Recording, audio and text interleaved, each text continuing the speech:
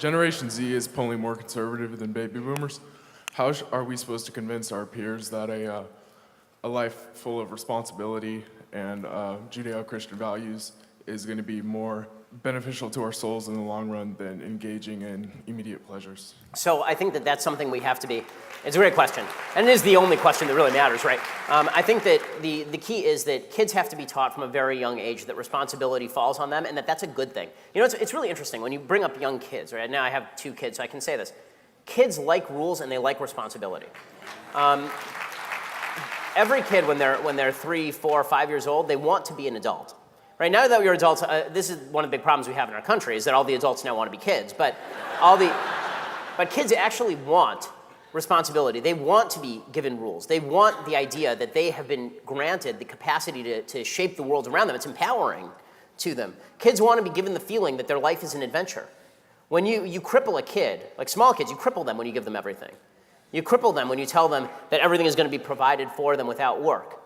And I think that the human soul resonates to that. I said this the other day on one of my podcasts. I was talking about the fact that America is a significantly less mobile society than we were 30 years ago. And I think it's a serious problem. I think that it used to be, actually, you'll say a preview. So tomorrow, we air this Sunday special that I did with Tucker Carlson. And I like Tucker, but I have some pretty significant disagreements with Tucker.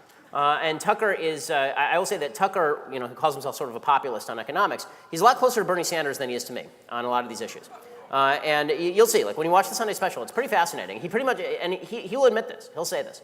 And one of the things that he says is, why should it be that people who are in towns where they're losing jobs, you're asking them to leave the gravestone of their father and their grandfather and move out to North Dakota and get a fracking job? And I said to him, right, because God told Abraham, leave the house of your fathers and go to a land that I will show you. Right? All you are guaranteed in this life is adventure.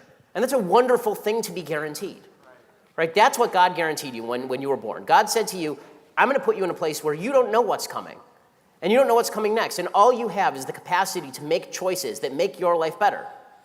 All you have is the ability to go out and shape your future. And that's true. We are, when I say we are privileged, I don't mean we're privileged because we're rich in the United States. I mean we are privileged because we have the capacity to shape that adventure. We have the capacity to make those choices. In non-free societies, you don't have any of those choices. Those choices are not there. And when you say to a young person, go out and make your own choices, and that's really, when I say facts don't care about your feelings, that's really what I mean. Because what I mean is that reality exists. You can either embrace it and you can grapple with it, right? You can be Jacob wrestling with the angels, meaning wrestling with fate. You can be Jacob wrestling with reality, and you can overcome, right? You can. That's what you can do.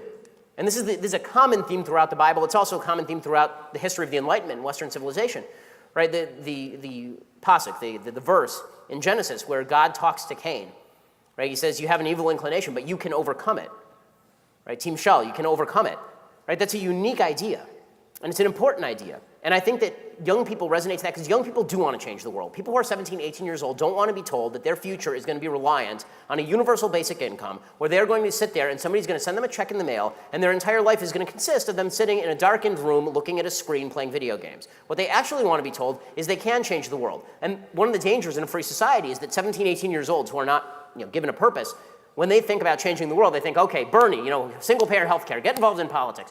What we should be saying to them is, no, what we mean when we say change the world is build something. Go out and build something. Build a family. Build a fundamental building block of our civilization. That's what's going to make you happy.